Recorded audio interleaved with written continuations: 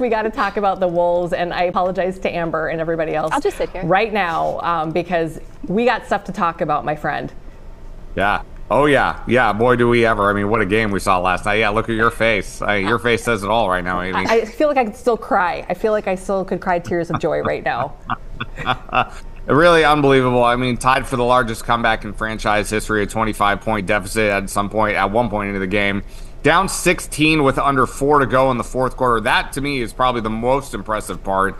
Being down 16 late in the fourth and the ability to come back, playing the majority of that fourth quarter without Anthony Edwards, who's had a leg issue, according to head coach Chris Finch. Sounds like it's a calf issue for Anthony Edwards, but still was able to come back and make one of the most important plays in the game, blocking that shot from Shai Gilgeous-Alexander late in the game. So shorthanded, again, playing without Rudy Gobert. We already know they were playing without Julius Randle and without Dante DiVincenzo.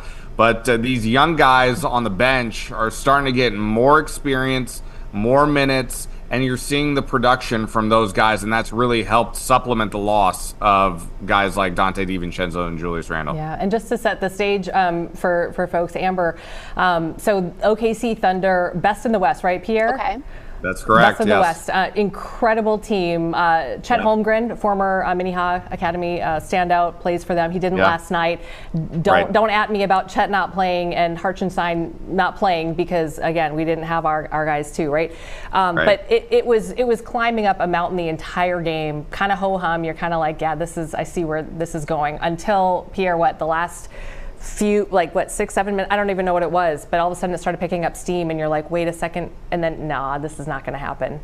And you saw them start to slowly chip away as the fourth quarter started to go on, and then when Naz Reid hit that step back 3-pointer to, I think, to bring them within 9, if memory serves me right, around 9 with about 2 minutes to go, a little over 2 minutes to play. Listen, the rule for me is as long as you're within 10 with 90 seconds to go, even though it feels somewhat impossible. If you're within 10 in between that 90-second and 2-minute range, it's still a ball game. We still have a game on our hands. I would even argue that if you're down 10 with a minute to go, it's still possible. But when Naz Reid hit the step back 3 to pull them within 9, suddenly you're like, hey, there's signs of life here. This can be done, and they were able to get it done remarkably. And again, like we said, remarkably able to get it done without Anthony Edwards, who was on the bench for the majority of the fourth quarter. This team, perhaps, early in the season, Amy, you and I were talking about it. Everybody was already jumping off ship. But I said, wait, hold on. I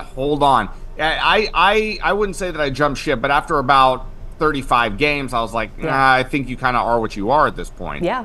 But right now, there's not much to complain about. I don't think there's much you can really complain about. I know they dropped 2 out of the All-Star break, but with last night's win, it gives you optimism that this team is really capable of anything. Yeah, you and I are going to talk a lot more. You're going to come back here in just under an hour, and we'll talk a lot more Timberwolves. Amber, we got